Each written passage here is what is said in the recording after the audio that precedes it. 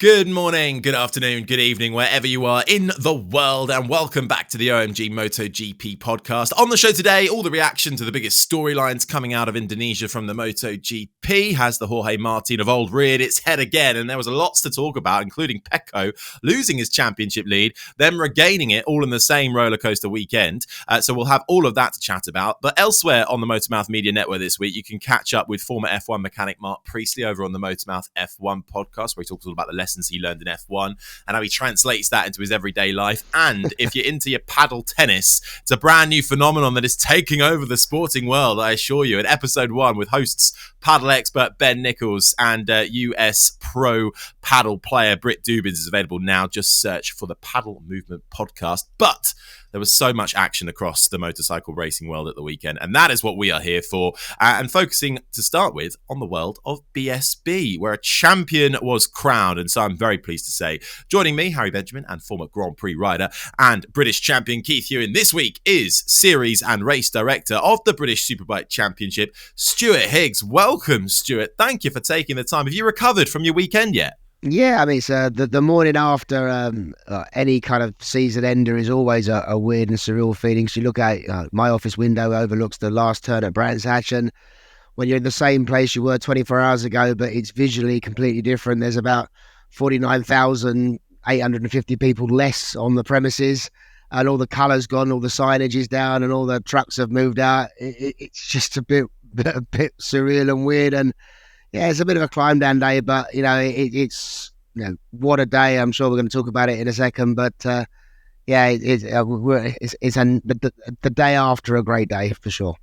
I love that feeling after a race meeting, after all the drama and all the everything that we've seen during, especially if you've been there to witness it firsthand. It's like that old 1960s movie Grand Prix, if you remember, with where all the rubbish blows down the start and finish straight when you walk in the track the day after, when it's nice and calm and the birds are singing in the trees. It's a very, very romantic, exotic feeling being at a racetrack, especially one like Brands Hatch. For me, Brands Hatch is one of the world's most iconic racetracks, and you have to say, Stuart, you could not have engineered a better finish to BSB. But before we go there, I mean, obviously BSB is what you're known for here in the UK, but because we've got an international audience, Australia, the States, obviously, and quite a lot of other people from around the world that watch the podcast, just give us a flavour of what else you do, because you're involved with the FIM, you're quite often at MotoGP officiating there. MotoAmerica, you've always got your eyes on what's going on another Superbike series in America, of course, as that develops as well. So what else do you do around the world? Well, I mean, principally I'm the series director of the British Superbikes, but I'm also on the FIM's Circuit Racing Commission, and within that group there's the much talked about MotoGP Stewards panel, and I am a member of that esteemed organisation. So happy to talk within the confines of what's appropriate on that front. So I do probably 8 or 9 Grand Prix a year. I mean, I'm out to the Thai Grand Prix, the Qatar Grand Prix, and the Malaysian Grand Prix before the end of the year. So still a fairly full schedule. I was part of the formation of MotoAmerica back in 2015, giving some advice to Wayne Rainey, who's become an excellent friend of mine, and Chuck Axland, as they basically picked up the US series from the doldrums and set them on their way, just basically turning their series into something with a more international organisation framework. It was obviously very American in terms of procedural wise, which was led to the demise of what was certainly pre-BSB arguably the strongest domestic championship, and I'm pleased to have taken that accolade off them. And it's good, healthy rivalry, but it's good for international championships to all be run at a high standard. I mean, the better the national championships are, the better the world championship should be in theory. So they're the two principal international appointments that I have. I've sort of dabbled a little bit with some stuff looking at the FIA, but I don't think that's going far very quickly. And if you think FIM and some motorcycle racing things have some difficulties, I can assure you, I think double the wheels, double the bureaucracy, I think is the thing. So it's interesting. I mean, I've only got a few more working years left in me, and I'm trying to pack a lot in. You're embedded though in the bikes. I mean, like, this is not something that came up when you were an adult. This is from going back to it's man and boy, isn't it? That you've been in at trackside.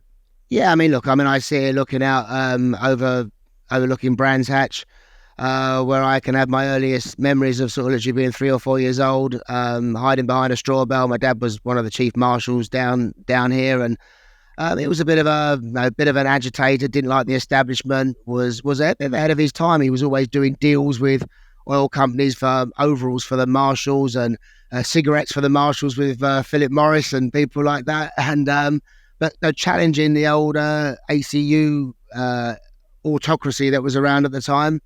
For doing things better, and I think a lot of that rubbed off on me. I intuitively saw stuff, literally, and I absolutely mean this, as a 9, 10, 11-year-old, seeing people clatter into catch fence poles and bare armco. I knew that was wrong. I knew my dad was always pushing and arguing about why this stuff wasn't working, and it was a period where I loved racing. I'm from the Barry Sheen period. I was 7 when he won his second world championship, and I dreamt of being a motorbike racer. I had all the posters and everything, and was embedded in the emotion of it all.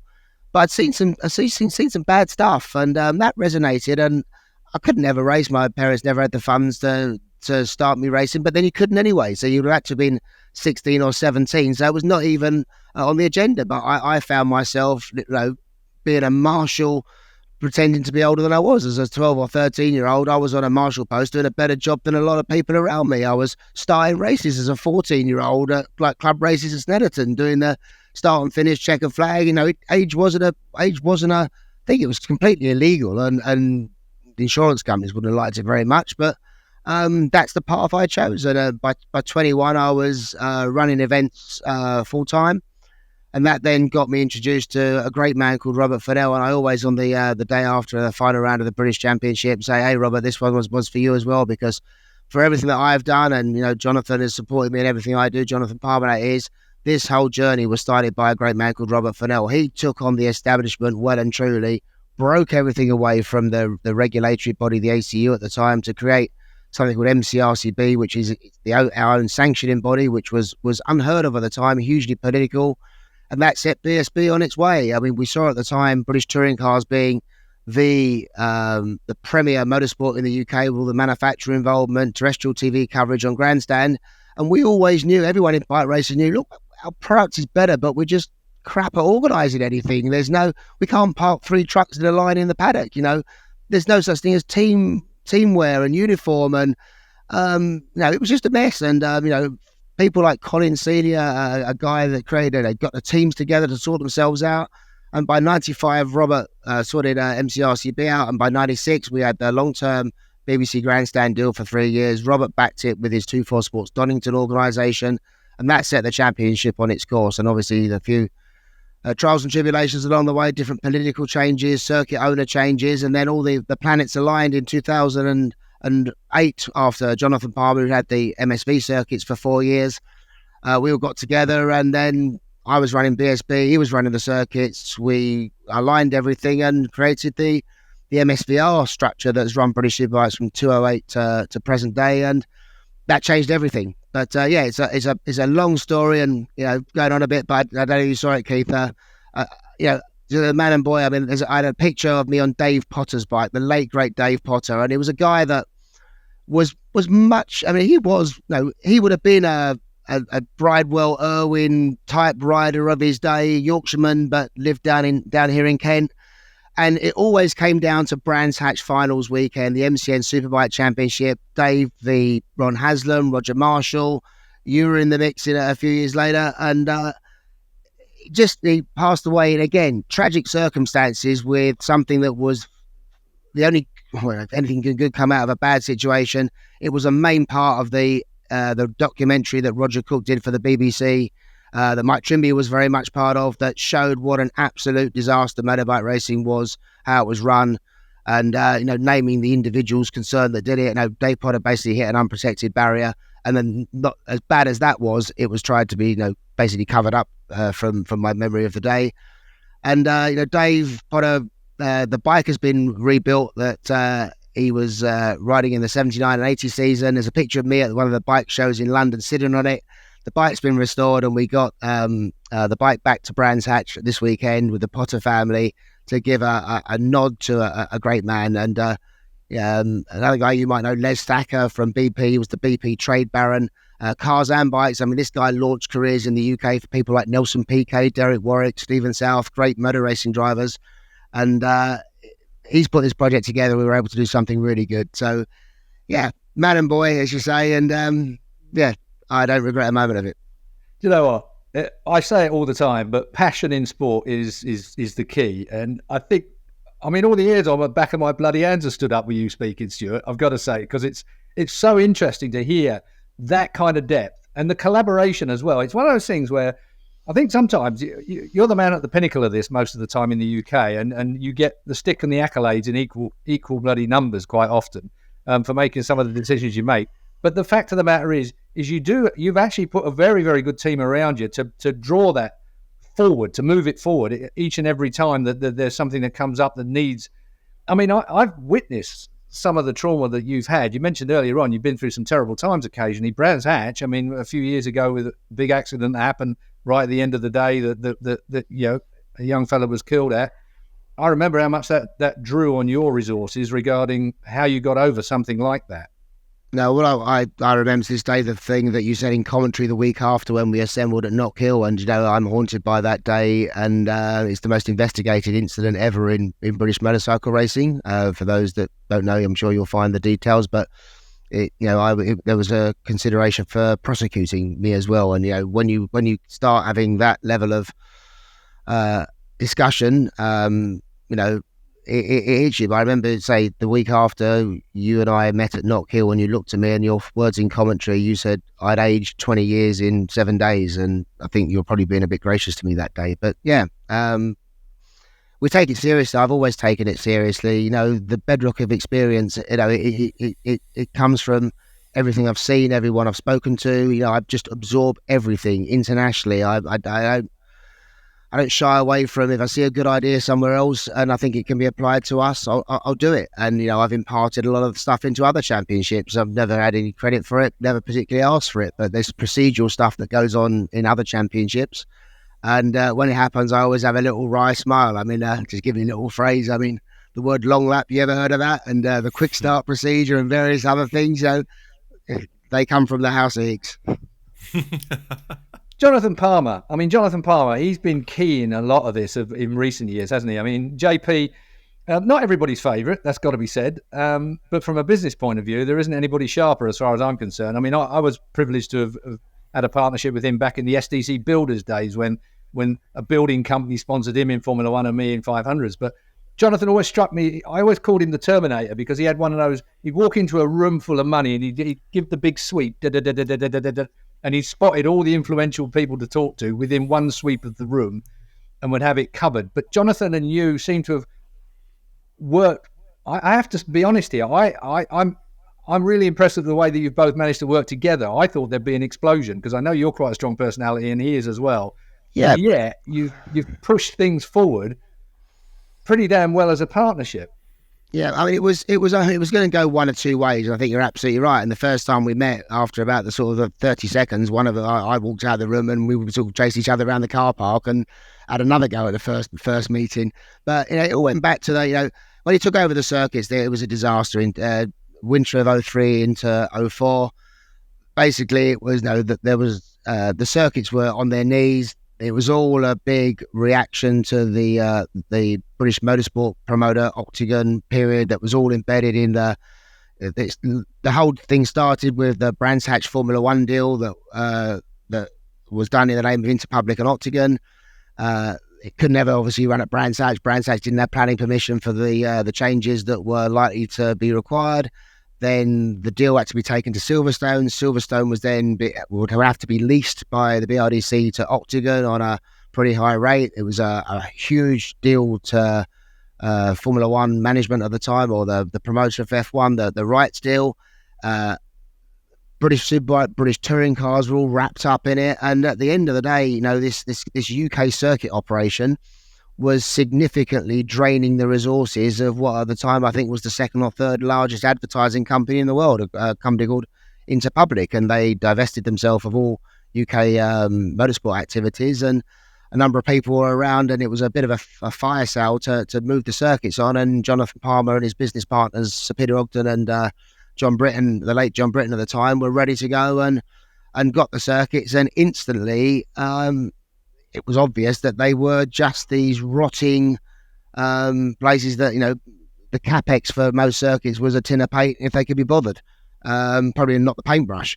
So he immediately took about it, stripped all the bad stuff out, and obviously within that, wrapped up was British Superbikes. And Jonathan's didn't know much about it, never been to a BSB race, was pushing me quite hard, and I basically put the entire house on the first round of the championship that year, which was a Brands Hatch, and said, right, this is what's going to happen. He was like, I'm not paying for this, I'm not paying for that. And I basically said, well, okay, I'll make you a deal. If we get over a certain number, we're on, and this will never be discussed again. And it was a beautiful spring day.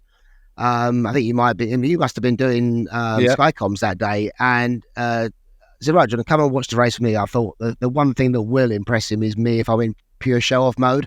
And the race started on lap 2 going down Paddock Hill. Glenn Richards and Sean Emmett tagged. And we're on the Indy circuit, so it's a 45-second lap, and there's 2 bikes barreling down the road.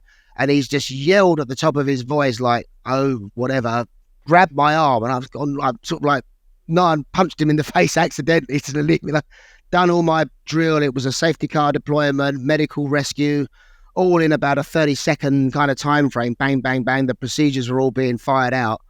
And I looked back at him, and he was just recovering from obviously having me flicked him in the eye. But he was just, I don't think he could believe it. And the rest of the race was, equally amazing. And he really got absorbed into it. And the thing with Jonathan, he's like a sponge. He just sees everything and absorbs it. And then the second race of the day, Sean Emmett, who he'd met, he'd seen earlier crash, won the race. And he shook him by the hand. Sean swarmed because he had sort of some crunched knuckles. And I think, and all blood-stained hands. And I think at that moment, he saw the rawness of BSB, and he was hooked. And we basically said, right, that's it. No, he said, this is this amazing, I want it. I said, well, kind of someone else is the promoter. It was Dorna UK at the time. I said, well, that's kind of, come and work for me. And basically we did a dance for about 3 years of, I played very hard to get. And there was a time at the end of 2007 that we did it. But the best thing was when he had the circuits, I said, right, when I got his ear, I said, right, listen, there's some things on the table. I know you've arrived and there's some stuff, but hey, look, Cadwell Park, beautiful track, but it was contemporary about 50 years ago. I said, right, instantly summoned John Reynolds, Paul Denning, some other riders, myself. We all flew up there, looked at the track. If you remember Hall Bends, the bank was on the white line. Made a phone call. I want an earth mover here tomorrow. Get rid of all that. We got to the hairpin. So basically, we walked out of the clubhouse. The first corner, John Reynolds said, "Oh, we need some air fence on there. Air fence there, done." Hall Bends done. Then we got to the hairpin, and there was this kind of old wives' tale that you could never move the barrier back at the hairpin because it was Crown Estate property the other side of the barrier. That wasn't a hurdle. We just made another phone call. Someone, I presume the Crown Estate, I went, I want to buy X number of acres beyond the barrier line. I want the deal done by the end of the day. And literally the end of the next week, the barrier had gone.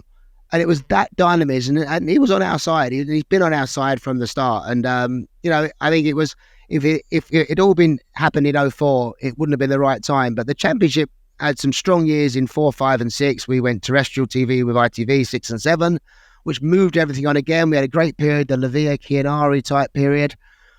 And then end of 2007, again, Dorna had kind of done what they wanted to do with having a bit of a superbike interest in the UK. There was obviously it was the middle of the superbike and the Flamini-Dorna tension. This was a bit of a poke in the eye to them. But at the end of the day, their interest wasn't with us. But we were on good terms with Dorna, really good terms. They were good to us, and I think we're good for them as an ally. We're obviously both in the promotion business, but we talk all the time. I speak to Carlos pretty over. We pop each other a WhatsApp message. What do you think? They're good people, and it was all us. So we've just given the whole series massive stability, and that's the thing. The moment you can say, we're doing this way for the next 5 years, 6 years, 7 years, and that's what the championship needed. If you'll remember, Keith, you could do nothing in BSB on anything other than an annualised term. A TV deal would rarely go over 2 years, not even that sometimes. So you could never expect anybody to make concrete plans if they didn't know that the moment they signed for something, they were potentially within a 12-month term. which begs the question, where to next? I mean, you covered off the Donington Park thing. MSVR ended up buying a massively long lease at Donington Park when the Formula One aspirations all came apart and the track was in awful condition after it had been messed around with by some idiot. But now that it's back on track and MSVR have got Donington, you've covered off the two areas, particularly for MotoGP. World Superbike run to a slightly different formula when it comes to safety, but when it comes to MotoGP, there's only two tracks in the UK you can use. Donington just about, I think now. Silverstone, of course. Allegiance-wise, there's a massive gap at the minute in the UK. 45,000 people going to Silverstone, despite the fact that they've worked so hard at Silverstone to put us on a great British Grand Prix. It's just not doing the numbers for the amount. Silverstone are not making any money out of it. It's obviously prestige-wise. They've got Formula One and they've got MotoGP, so that's a big deal for them as far as ego is concerned, if I will make it that way. But Donington's sort of sitting in the background with MSVR over the top of it. Are you torn between the two tracks as a person rather than as a series director? Because there's a lot of fan base that want the British Grand Prix to go to Donington, think it will be a better Grand Prix. I think I'm just going to sound Silverstone. I've got to be very careful because I have a relationship with them professionally. I'm just going to say that Silverstone just frustrates me hugely, and perhaps we'll just leave it at that. I think, if you can see like our calendar, because obviously our calendar for next year, and when you've got 400,000 people going through the gate for Formula One and prepared to spend daft amounts of money to sit in the grandstand, I think the demographic of people that go to bike meetings and go to car meetings are completely different. Silverstone have nailed it when it comes to Formula One. Social media, since they got Bernie out of the way, 650 million quid has he paid recently for his tax bill. Probably shouldn't go there, but anyway, so that will give you some indication of how much money he was making out of it in the past, and that's apparently only a quarter of his fortune, 650 mil. But getting back to the bikes, we want something different. There needs to be something different for motorcycles. Donington has that fan background, but I wonder whether it would be that much difference. It needs a lot of money spending on it still, Donington Park. But Jonathan strikes me as a guy that probably would spend the money. Any inside line on that? Well, no, I mean, I feel you've got to just do things that drive the business forward, and it's about the product, and you've got to be very careful that. And I think this is perhaps the MotoGP question is that if you were taking a 5-year MotoGP contract, you're never quite sure what you might know what you're getting in year 1, but you don't know what you're getting in year 5. And if you've got to spend a load of work to get a property in a GP compliant way, but the product in year 4 or 5 isn't quite what you had in mind, there's no upside to that. Remember, it's 1 weekend a year, and the business doesn't run on 1 weekend a year. It runs on 52 weeks of the year, 7 days a week. And the Halo events are great, but I think that's the Silverstone, and the Formula One thing. They've got this incredible destination event with music and Formula One, which is clearly on it's been on a crest with the Drive to Survive thing. They were it's not down to, I think it's maybe down to lockdown to luck. Drive to Survive hit the world at a time where people were literally by law not allowed to do anything other than watch Netflix. And that immersed a whole new audience into this world that they probably had no idea existed. And it was all very glamorous and all these incredible rivalries. And of course, then we had the Verstappen Hamilton gig the following year, and that sort of fueled it further. But I just wonder now, and I read some things that maybe some of the hype has just started to drop away, because if you watch Netflix and that Drive to Survive with an eye from, say, my perspective, I'm a detail guy. When you see a wheel-to-wheel contact at Red Bull Ring and the reaction on the pit wall is at Monza, you can see what they've done there. They've created basically it's poetic license to amplify something to make it really good and dramatic for the screen. But how many races they got left? Six races left. I mean, the only F1 race I've paid attention to was Australia this year, when I just laughed when they did a restart with 1 lap to go and was surprised at the outcome, and then had a 45-minute discussion on how to do an order in the pit lane to drive around behind the car for 1 lap. And then people have a go at FIM saying that they don't know what they're doing. I mean, I thought that was just ridiculous. And having seen some inner workings with with that. I'm not surprised they came to that conclusion, but hardly the best for the show, is it? And I think the hype's dropping, and I think they've got some challenges. I think Vegas is going to be this huge show business thing. You'll see every flipping Hollywood actor or American celebrity you've ever seen of. But every time this happens, I think that, again, a lot of the fan base is getting disconnected. And when the casual transient audience sort of says, right, we've done our F1 thing for 2 or 3 years, it was quite good in that couple of years we watched it on telly and Hamilton Verstappen, but now it's a bit boring. We'll go and move and watch, was it paddle stick or paddle ball or something you played paddle tennis? Yeah, absolutely. It could be paddle tennis. When they do the paddle tennis documentary, they might all move to that, and at which point that audience falls away a little bit. And you look around and you go, well, where's your hardcore audience? They'll go, well, actually, you didn't want us. You priced us out of the market, and actually, we've found something else to do as well. We've gone and found, I don't know, BSB, because it actually remembers what this was about in the first place. So, are you not looking with that all that in mind? We've spoken about it. Keith alluded to it. Every time we post Silverstone, we talk about how there's not enough fans, or MotoGP. It's not even in the papers. It's not in the magazines, the sports sections being talked about.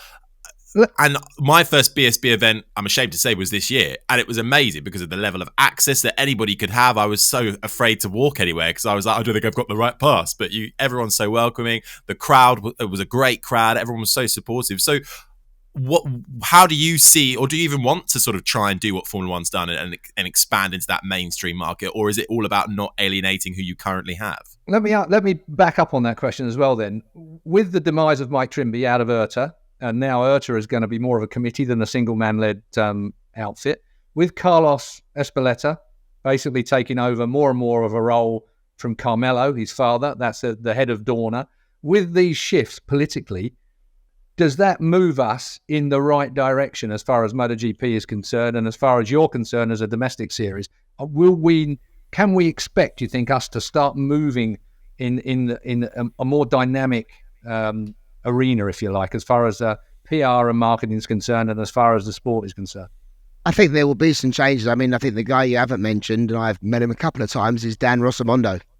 He's the guy from the NBA. I mean, I'm not saying we're going to go and have 4 25 or 4 15-minute races with 2 laps to go. You've got Pramac calling a timeout, and he'll stop and decide what you can do for the next 2 corners. But hey, maybe that is coming. Who knows? But I think he's going to be instrumental. I mean, he is. He must be on a big ticket. He's obviously made a huge family and professional move from one of the big 3 major US sports to come into the world of motorcycle racing. And we've had some interesting chats. He's been quite revealing, and I think he watches a bit what we do, and I think he understands. Certainly in the UK, I think he has an appreciation that we've cracked the code for the UK, and some of what we do could be appropriate for perhaps a British Motorcycle Grand Prix event that has some different elements to it. And I think that's really that direction that could go. I mean, obviously it's down to Silverstone as the promoter. It's their event, what they want to do, but I mentioned earlier the frustration of Silverstone, and I think they are in a difficult place. They've got it's all about F1, and that resonates throughout the whole business. And despite they're trying to sort of promote this, we really do like motorcycles. They probably do know it's not been able to. We've made a decision jointly with us and Silverstone. There's no point us going there. It doesn't work for them. I don't understand why it doesn't work for them. I think I know in some reasons why it doesn't, but that's not a discussion for now. But it's a bit unfathomable, and it is a frustration. It's a world-class facility. I mean, you've been around the world, Keith and Harry. You've seen other circuits in the world. I mean, Silverstone is a flagship motorsport venue. It's got everything. It's got the best facilities. It's an amazing race to race on. It's an amazing racetrack. I think it does suit car. I mean, the motorcycle racing is fantastic around there. The visual impression to watch trackside isn't like sitting on a grassy bank at Craner Curves or South Bank at Brands Hatch. That's again, that goes back to that. What does the fan want? Silverstone will offer a seat. Well, most of the bike audience don't want a seat. They like to roam. They like to just cruise around and sort of, we're going to watch quali 1 from this corner, quali 2 from that corner.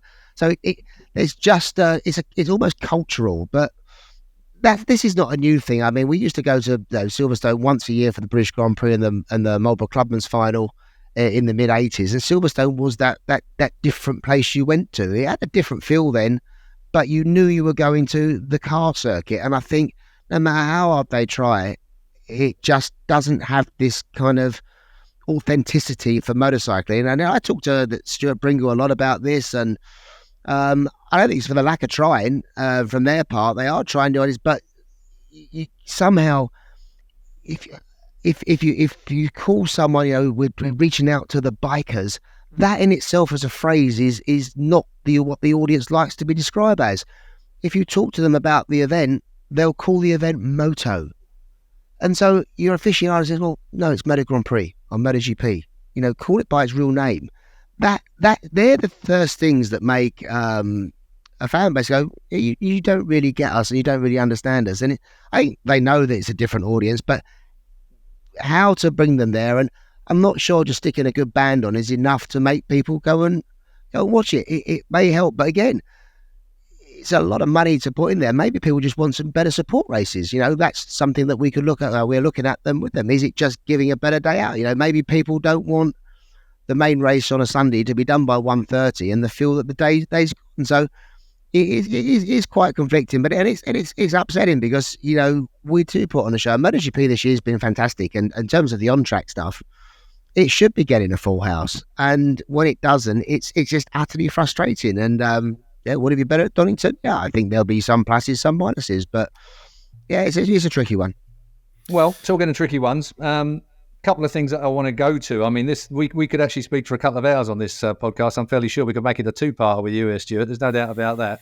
The way MotoGP is going at the moment, obviously rule-wise, we've got a situation where they're almost perfect rules in that everything doesn't matter whether it's across the frame, whether it's a V4, whatever it is, chassis-wise, we seem to be within a second the top 15, 20 riders. Do you know, one of the things that I noticed at the weekend at Brands Hatch for British Superbikes was that it's almost a similar situation where you've got the rules to a point and the teams to a point where it is so competitive, it's very difficult to see much passing. Yeah, there is passing still done, of course there is. And at Brands Hatch, there's places you can make the pass. But we're almost in a situation where as soon as you get to a point where you've got the rules to make it more equal for everybody taking part, as we have in MotoGP, as you are aiming towards with BSB, it's probably more funding that differentiates people in BSB than in MotoGP. But the point is all of a sudden you've got a line astern. It's a very difficult thing to make a pass through fast guys. Careful what you wish for? Yeah, it's always, I guess, the law of unintended consequences. I mean, Superbike's going through a bit of a strange time in terms of where we find ourselves. The 1000cc 4-cylinder sports bike is it's going to be extinct in a few years down the line. I mean, we don't know when it will be, but they're not being sold in the numbers they were. I mean, the motorbike, that type of motorbike is going to be a bit like a fishing rod. It's going to you buy a fishing rod to go fishing either recreationally or for sport, and that's what those bikes are for. Now, when was the last time you saw a 1000cc 4-cylinder bike or a high-end sports bike just on the road somewhere? In your everyday life, you just don't see it. You may see them on a Sunday run somewhere, but it's getting few and far between. But what you do see is your GS 1000 BMW, your multi-strada type people going, using it as commuter tools. You see certainly more smaller capacity bikes out there. So, we've got to be, Superbike is the premier class in the UK and for many national championships and as a world championship. Yeah, it doesn't particularly reflect the reality of sales in that sector. So we've got to be really careful. And it also means that it's unlikely there'll be any brand new, super new models coming down. They're all going to just be evolutions. It will be small little refinements, maybe an extra R put on the model name of the bike or something like that. But so that what we've got now is kind of what we're going to have really for the next and probably closing era of this type of motorcycle. So it's now about, I think, containment and putting it back a little bit in some places as well. And if you put it back a little bit, you start building that headroom back that maybe does address that situation you talk about. But certainly the other thing, a motorcycle could increase by 5 horsepower just like that. A racetrack can't improve by 10 meters of runoff just like that. The two lines of improvements don't work either financially or structurally. So you've got to slow it down, contain it. I mean, even you look at a circuit like Silverstone and you wince a bit when you see the entry speeds into Stowe or into Brooklands or Mugello Turn 1 or other corners like that. So, it is a bit of a tricky time at the moment on that front. Well, Dorna have just announced World Superbike rules changing next year and into 2025. Obviously, MotoGP have got the big rule changes coming up in 2027. Is it enough? I mean, World Superbikes are being pulled back a little bit from MotoGP because, we talked about this, we alluded to this in a previous podcast, in that we can't have MotoGP rules slowing down their motorcycles and then on some tracks being overtaken by production bikes with a bit of a tuning kit stuck on them in World Superbike. So they've all got to be pulled back in unison. I mean, are the rules enough to drag this back? Is MotoGP relevant anymore? Having said what you've just said, I mean, are we heading into an era where suddenly we're racing motorbikes and developing strategies and the way the bikes work into an area where that's never going to be relevant? Look, it's difficult. I mean, there's no right answer, I don't think. I mean, certainly we have to be mindful that, Suzuki put it out a few years ago was the big wake-up call that it didn't matter what contract they had. They worked out that it was better still that to pay I imagine a financial termination penalty was still better than trawling around the world racing motorbikes. I think that that's quite alarming. And when you see the where the Japanese are in MotoGP at the moment, it is a bit of a worry. And I fear that House of Cards doomsday scenario is one that you can't you ignore at your peril. Question: does the world need 2 world motorbike racing championships? We go around the world once. I think for MotoGP, I think that's entirely right. It's got status, it's got history, it's got a huge structure, and you can tell the difference between the 2 championships visually when you're at the event. But then could you tell the difference between the 2 championships if you put Bautista's bike and MotoGP bike in a shopping centre in Bluewater down the road here at Brands Hatch and say, can you tell me what these are? Could many people, if you put an F1 car and a touring car in the shopping centre, I think they'd probably tell the difference, because they're visually so different. So they're the things you have to think about. And then, I saw the new World Superbike rules. I must admit, I gave up reading them halfway through because I didn't understand them. I mean, we've gone from concessions to super concessions to, I think, even more super concessions. We're talking about 20% off the weight on cranks or something like that. Well, to me, that sounds like they're not being pulled back. That sounds like there's more freedoms being given to try and equalise it. But the reference bike is still probably the Ducati, which is not far off MotoGP performance. So, and who can afford all these things? And then if it's all down to appease the manufacturers, well, history has proved in motorsport 2 wheels and 4 wheels, manufacturers generally have the least reason to stop. They will simply say, and if be someone completely disconnected, will look at a motorsport budget and say that's 2 million, 3 million, 4 million, put a line through it, the decision's made. I always think, and I think this is perhaps the IRTA position was always, and the Dorna position perhaps was, definitely giving equity to the teams. Teams are the driving force in these championships. It's to run a team, you do it for different reasons than a manufacturer. A manufacturer is a big block decision, but it can be stopped so quickly. And history has proved at the times we've had manufacturers come in, manufacturers come out, and then it's a bit sort of sorrowful when you're stuck with a 5-year rule package that was established by a group of manufacturers that aren't even in the championship anymore. Aren't the teams dictated to a bit more nowadays, though, by the manufacturers, in as much as that most of them are manufacturer-run teams, even if they're independent? It's a tricky one.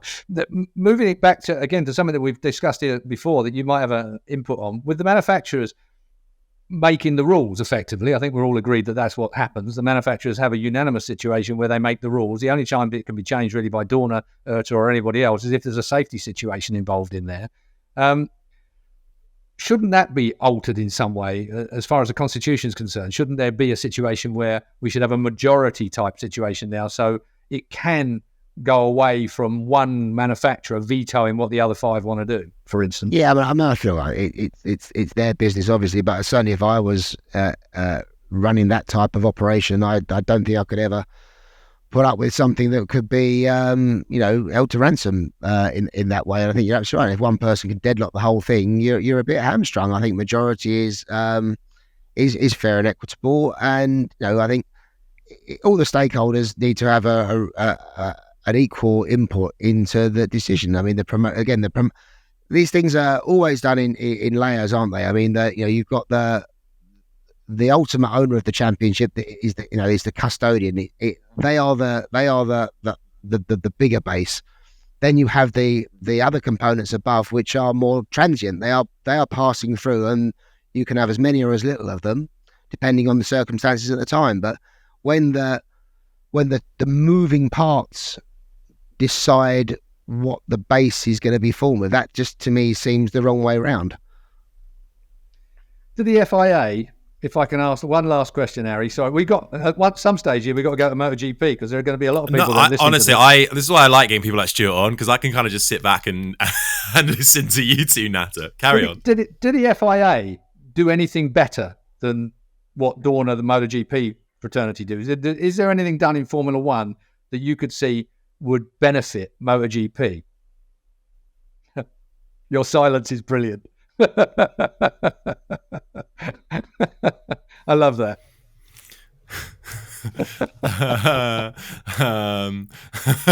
No, folks, there isn't a fault. Stuart, if you're not on YouTube to see the visuals, then the answer is obviously nothing. Shall we move on to a bit of MotoGP, Harry? Oh God, moving swiftly on.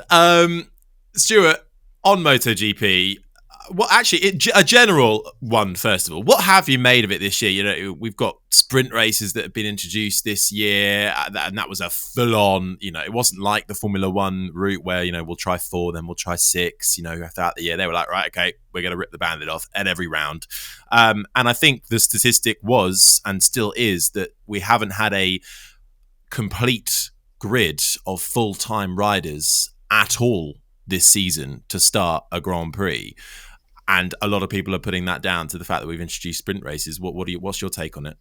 I mean, I see it. I'm professionally involved in some of the events. My general feeling is that the race weekend has changed in character without any shadow of a doubt. I mean, from the moment the pit lane opens for the first session on a Friday, it's 100%. It's no. I mean, there was always a feeling in the say the old days is a bit patronising, but you felt you fed into a weekend, whereas now it's full on. I mean, I think they were absolutely right to make the small change to make the first practice nothing other than practice, and then the afternoon session is the one that counts for the Q1, Q2 slots. But it's the crash rate. I mean, it's just full on, and there's no such thing as a small MotoGP accident. I mean, they are just. I mean, and the violence of them, seeing these hugely expensive motorcycles and humans being flung through at such regular frequency, it is quite alarming. That I think of all the motorsports, I mean, in MotoGP you just see more people crashing more of the time, and testament to the safety of the tracks and the rider personal protection equipment, that everyone jumps up straight away, but that's the intensity, and then we're straight into a race, and the aggression that's shown on the track between the riders is. I watched the first couple of laps. I think it was the sprint or the main race, the main Grand Prix of the weekend. I can't even remember which one. I was thinking of other things, but some of the moves that are done are absolutely. It is like it's full send, inch perfect. Stuff the consequences, and the contact causing collisions is the most frequently used word, and it's a trend that it is bothersome, and I think that my intuition, the aggression between the riders versus the organisation, it's a very angry environment. I'm reading about this union being formed, and I read about the whole level of pressure, and it is like a cauldron. And I think that when you're operating in that, and now we've got the most number of races, it's all an escalation effect, and it's a hard place to be. I mean, not just physically, but mentally. it comes back to what we were talking about earlier on. We've gone from an amateur sport into a very, very professional sport. We're heading towards Formula One when it comes to the analysis that goes on about every single nuance that's being achieved out on a racetrack and off of it. I mean, we've got a situation where if you don't get your passes done in those early laps, in the early corners of the earliest lap, the chances are you will not be in a position to be able to perform later on, because tyre temperatures will have ballooned the tyres and so on and so forth. There were 4 riders this weekend who were all below the minimum tyre pressure for more than 50% of the race. Now, when we get to next year, when that gets, they are going to get tangible penalties for that, whereas this year you get a warning. So there's 4 more riders stroke teams that were under the tyre pressure limit for more than 50% of the race, because we were in a racetrack that was 60 degrees of racetrack temperature, 35 degrees of air temperature, which meant that if they were running in a bunch, their tyre pressures were going to increase. So they started off with much lower tyre temperatures and didn't actually reach the optimum that they needed to reach. I think that it's become so incredibly intense because everybody now realizes from the data, personal and mechanical, what they've got to do in that early first couple of corners. You're right, Stuart. In the old days, you kind of eased into it. We'd turn up at a race meeting and a cup of tea and go out and do your little bits and pieces, and then you go and have a beer in the evening, and then it's the next day, and you do a bit more work, and you'd build into it all the time. A, there wasn't the technical things that you could do with a motorbike to improve it that much. B, we had no clue about fitness, hydration, all the other things that you had. All of this stuff now has come to such a professional point, if you like, to a professional plateau, if you prefer, that there is no escaping it anymore. These things have got to be done to that level to achieve race wins. And the desperation almost that you're getting in riders and teams to get to the front from the very first turn of a wheel, when you very first turn up at a place like Mandalika, whatever you call it, in Indonesia, is incredible. But it makes the spectacle. I mean, from a spectator's point of view. I mean, I have to say, I sat on my sofa this weekend swapping between a recording of MotoGP, Moto3 and Moto2, because I watch them all just the same as ever, and BSB. And I tell you what, I had to go and have a bloody shower. It was ridiculous. I mean, the tension, I felt my stomach hurt from the tension involved in watching motorcycle racing this weekend. I mean, at Mandalika, they had a blue line. If you were at Speedway, for instance, they're all on about the blue groove, aren't they, where they wear the gravel out to the point where they've got more drive in there. You had a blue groove at Mandalika. You couldn't move off it. If you moved off it, you were going to go down the road. You know, the track had no grip apart from the meter or meter and a half of racing line that you had. It's become incredibly, incredibly intense. Mental health.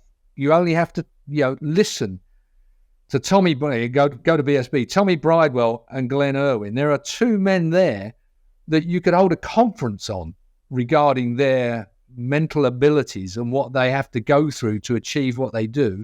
First and second in the BSB Championship.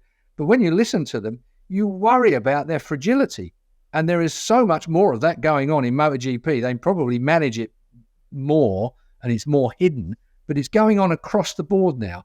I wonder when we get to a point where it really, really starts to raise its ugly head and that becomes a major issue at our racetracks.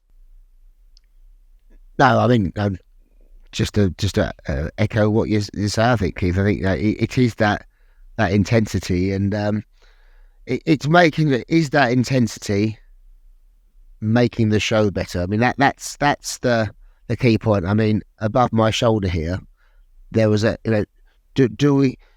what do we think people would like to see and talk about and remember? Do they remember that finite detail that made a difference for someone to go 2 tenths faster that involved some of the things that we're seeing now on the track, or do they remember a race like that? I think you better fill Harry in on that one. Is that the Rossi Casey Stoner at the Corkscrew? Yeah. I mean, if that was, and you do have to wonder now, if that race happened now in the modern era, I mean, we would be screaming track limits and God knows what else, and be the source of ridicule for weeks to come. Whereas there, it was accepted. It was what it was. for our audio listeners as well as me, can you just describe what the posters you have up behind you? Because you've got the corkscrew one, and then you've also got the Marlborough Transatlantic Trophy poster. Oh yeah, well, we've got an old Brands Hatch poster from '79. I think, were you in the match races that year or not? Yeah, of course it was. Okay, there you go. Hey, I'll tell you what. There's the picture on my Twitter feed. If you have a look at it, I've put a black and white picture up there. You'll appreciate it. It's at Mallory Park, unfortunately, not Brands Hatch, where I'm leading the pack. It's my very first ever transatlantic. They gave me number 16, so I kept it domestically for the rest of my racing career in the UK. And the bike that I'm on has this is really, this will make Stuart laugh, has an aluminium belly pan, which was the factory fairing on the TZ750 back then, which immediately got squashed some laps later, written off completely. Brilliant. Well, if you are an audio only listener, I encourage you to check out our YouTube channel, because then you can see the fantastic posters behind Stuart. You mentioned, Stuart, you read about the Riders Union poised to be formed with I think it's Sylvain Gentoli, isn't it, who's rumoured to be at the helm of that. What are your thoughts on that? Has there not been one ever? That's how it started.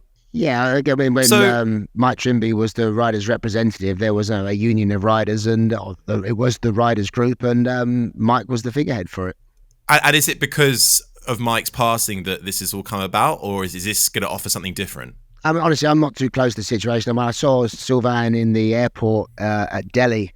He was on the same flight as me coming back after the Grand Prix, and I said, you must be, do I call you Arthur Scargill now? And I don't think he knew what I was talking about. Yeah.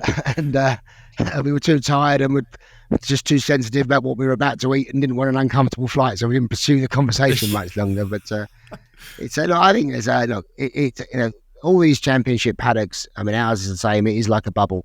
And what goes on in that bubble is pretty intense. And yeah, I guess they want to, to be fair to say, every Friday at a MotoGP, they have something called the Safety Commission meeting, which is as I understand it, it is open to any rider to attend to race thing. And whilst it's called the Safety Commission, I think anything is on the table to talk about. And they get Carmelo at the table, so you can't get any bigger than the principal of the championship. And so perhaps they need to do something else, but. We have a similar thing in BSB. I mean, it's a bit less technical. It's called a WhatsApp group for four of the main riders in the championship. That's Josh Brooks, Glenn Irwin, Leon Haslam, and Christian Idden. We equally meet every weekend to go through just everything, really. I mean, it can range from talking about tyres or safety or race formats through to can we have a different parking spot at whatever track we go to. But they then disseminate that information back to the main group. But the actual nicer thing about it is the riders have their own group, which is they're all in it, and it does a far better job, frankly, than we do as race direction for calling people out. If someone's done a bit of a wild move or has been sort of doing something a bit daft in qualified, a bit of dolloping around on the racing line, they're called out quite public. I mean, every now and again I get a few people leak the contents of it, as you would expect. And it's great because they're holding each other to account in quite a good way. I mean, they all want the thing to be successful, and I think that's the only thing that I feel sometimes intuitively in the World Championships and perhaps in Superbike as well is we've gone from an era where a lot of stuff was self-policing. There was a code of conduct or just a way of doing things and professional responsibility and just. If you did, if you're pleased this, Keith.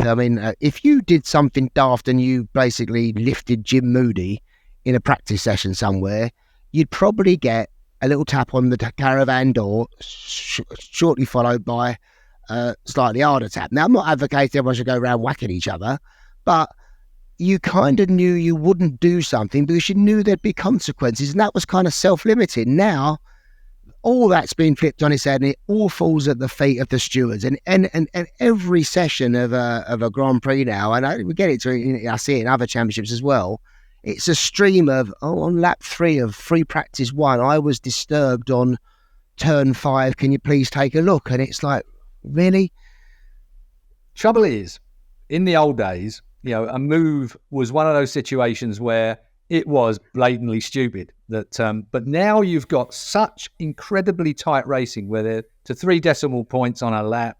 There's hardly anything between any of the bikes here, there, and everywhere. You need the officials to be involved in keeping things on track. We've got not gravel and grass at the edge anymore. We've got tarmac. We'd have them using all of the time. Turn 7, 8, and 9 in Mandalika was one of my favourite parts of the track. But of course, you could cut the corners and make up so much time to it. Brad Binder, he held his hands up and said he 100% deserved both of his long lap penalties. He probably should have got a third one as well for the sprint race. But the point being is that he did ram into another rider and cause another rider to go off course. I think it's become so incredibly intense that you can't trust the riders anymore but it's like, at that level. There was a point when there wasn't so much judicial interference and penalties, and then it changed. And I can't actually remember the date. I can remember the first time track limits became a thing. It was the first Grand Prix on the new layout at Silverstone, and people were cutting the curb at Chapel, and my marshals were reporting it, and there wasn't any cameras or anything like that. And I remember Paul Butler was the race director. He went, "What was that?" I went, "Number 6, track limits, Chapel." I said, "What do you mean?" I said, "Well, they're at the other side of the curb. They've cut." "Oh, right, okay." And it was so antiquated. It was that Paul then wrote on a bit of paper, "Number 6, something there." Walked to the timing room, which was next door, and they, "Okay, we'll put it on the screen." "What was the phrase again?" I said, "No." I said, "Number 6 exceeded track limits at turn whatever it was," and that became the phraseology that was used ever since. And that was the point.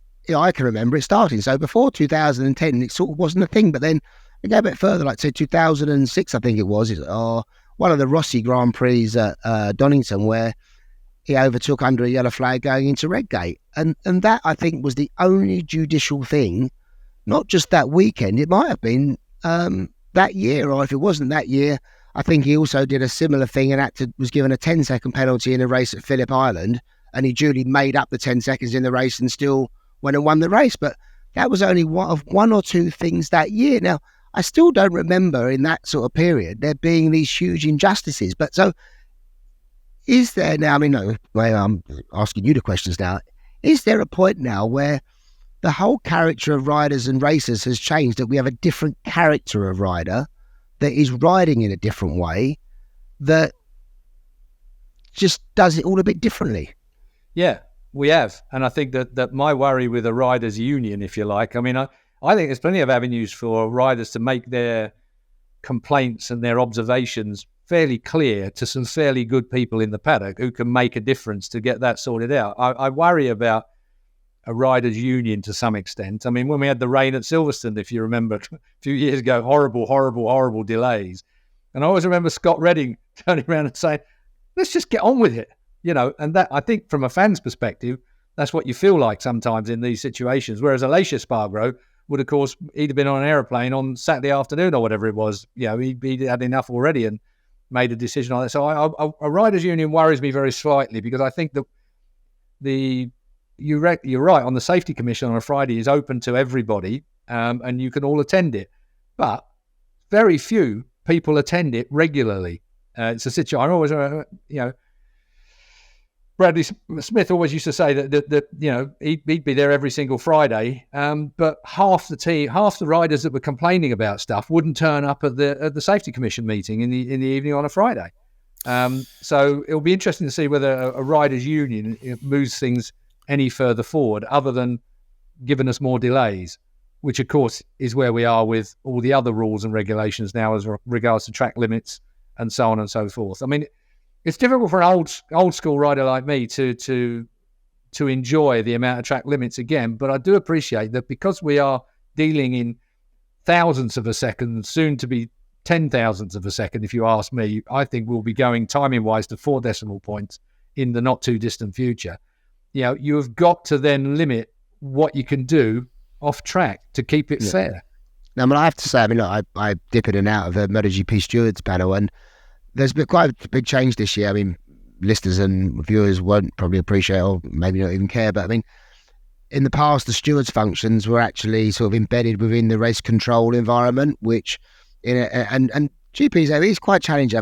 You visited me on many occasions, Keith, and my race direction room is basically me and a couple of other people, and that is it. And it's the same every weekend, because it's permanent people. We work in a got isolation, very quiet, and it's very easy to make the decisions that we do. But you go from country to country. I mean, I think the Dorna and FIM hierarchy like coming to Silverstone because they get basically me and one other, and then they occupy the room with their own functions. So, but it's just me. But you can go to a circuit like Le Mans, for example, and there can be their race control has about 30 odd people in there. Same as America, same as some other countries. So you'd never get the same room configuration, if you like, 2 weeks running, which is hard operationally. So what was done this year, bit like what happens in Formula One, where Formula One, the stewards are actually disconnected from racing and have all their feeds independently. That's what happens in MotoGP now. The stewards now have an FIM stewards ops room where they have all the circuit and TV feeds coming in, all the track limits data capture points, which is a combination of cameras and sensors with Dorna operators, and that's watched over by the permanent stewards. And it is a very efficient operation. It's not down to chance or anything like that. It's very clever technical people have put this together, and I'm hugely impressed with it, and I enjoy being part of it. And they've got it now, and I would say from an F1 MotoGP comparison, I would say MotoGP is ahead on some of the things. I mean, the Qatar Grand Prix for cars, and I think the Austrian Grand Prix for cars, they were still figuring out track limits about sort of 10 hours off, a few hours after the race and changing the result. Well, that's not a thing in MotoGP because they've looked at external systems, had them absorb what they can and can't do, and the Dorna tech department, they are world class. I mean, you've seen it with their TV technology, simple things. I mean, we introduced them first to the slow sector monitoring. We had a support race at the British Grand Prix, and I had our timing system on in the background where it was doing the support race, but I left it on for MotoGP, and there was people they were worried about Moto3 people touring, so I just, because everyone uses a common transponder system, I left the system on. And there were multiple people touring. I printed a report. I thought, there you go, that's how they are. I went, how have you done that? So basically, it's a very similar software program that basically just is comparing consecutive sectors. And if someone is riding above a percentage time degradation delta, we can just alert you. And they went, brilliant. Within 2 weeks, they devised their own system, and it was probably better than ours now. But that's their speed of reaction. But I'd say with their stewards technology that they have in there, they have every angle covered, and it is good. And I will defend them. I work with them. They are good people. Freddie gets an incredible amount of criticism because he's an easy target, and there's a lot of people that have a pop at him that, frankly, I've actually seen the people and on occasion said, "There's the subject that you're always tweeting about. Why don't you say it to his face?" And guess what? They never do. Yeah, classic, isn't it? When he calls somebody out like that. I mean, it's so, listening to you, Stuart, is so insightful. We are literally over time. I want to chuck one last question at you. This has come from Pete, and not Pete McLaren, Pete from the world of our listeners. We had a few listener questions in, but we've only got time for one, and it's about BSB for next season. First round in Spain. What can the British fans expect? Ticket-wise, are there going to be sort of large screens around the track? What's access going to be like? What can you tell us? Yeah, I mean, Navarra is a circuit in northern Spain. The town of Pamplona is close by, which is very famous for the great idea of people running down the street chased by a herd of bulls. I think that's going to be our track limits penalty, perhaps. We'll just throw people down there. But very nice part of the world. New circuit for us, acquired end of 2001. It's about 2.5 miles long, 2.6 miles long. It will have the fastest corner in the championship, 165 mile an hour turn one. It was used for World Superbikes in 2021, and was quite well received. We're making constant. We've got a plan to do some more work there to enhance it. But we've been outside of UK mainland before. We used to travel to the Republic of Ireland, as Keith will remember, in 2003, 4, 5, 6, and 7, I think it was. Then, of course, latterly Assen. So we are used to going on a motor transport to go outside of the UK.